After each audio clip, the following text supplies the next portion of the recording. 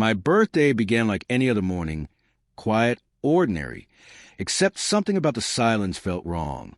I got out of bed expecting at least a soft, happy birthday from my wife, Emily, maybe a small gesture, but the house was hollow. It carried the kind of quiet that makes you feel unwelcome in your own home.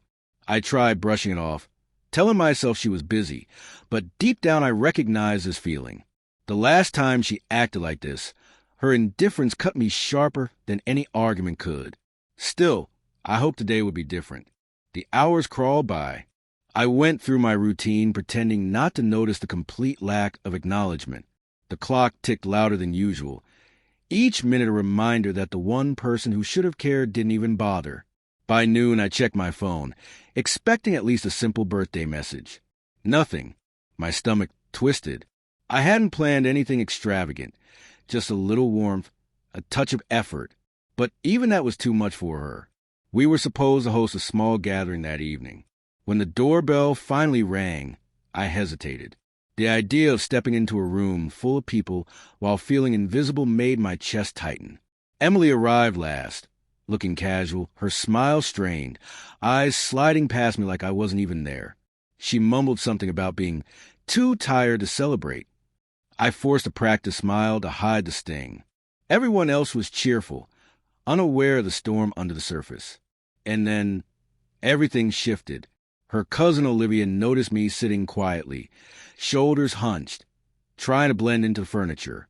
She walked over, her expression sharp than the rest, her gaze knowing. Without warning, she took my hand. The touch jolted me. "Come on," she whispered, a mix of mischief and fierce loyalty in her voice. "Let's show them." Her fingers tightened around mine, and I realized instantly this wasn't a joke. There was intention in her eyes. A challenge, a statement. She had seen everything. The coldness, the neglect, the humiliation I had swallowed for years. And suddenly, standing beside her, hand in hand, I felt something I hadn't felt in ages. Seen, respected, alive. The room seemed to shrink, the noise fading into the background. With Olivia beside me, confidence surged through me like electricity. Her look was bold, teasing, protective. She wasn't doing this for drama. She was doing it because she understood. That was when Emily finally looked at me. Really looked. Shock flickered across her face, followed by something that almost resembled guilt. As Olivia and I moved through the crowd, people began to notice the shift in energy. Emily wasn't the center anymore. I was. Her composure cracked. Barely, but enough for me to see it. Olivia didn't provoke anything loudly. Her gestures were small, precise, deliberate. A touch on my shoulder, a quiet laugh, a warm look. Each one highlighted exactly what Emily had failed to give me. In a quiet corner, Olivia leaned in and murmured, "You deserve better." Those words hit deeper than she knew. For so long, I had questioned myself, wondering if I was imagining the distance, the dismissals. But her voice gave shape to the truth I had buried. Emily eventually approached, her voice trembling. Are you okay?" Her concern felt hollow. Too practiced. Too late. I met her gaze calmly, no longer craving her attention. Something inside me had shifted. I didn't feel anger anymore, just clarity, strength. The guests watched the silence unraveling between us, their whispers barely concealed.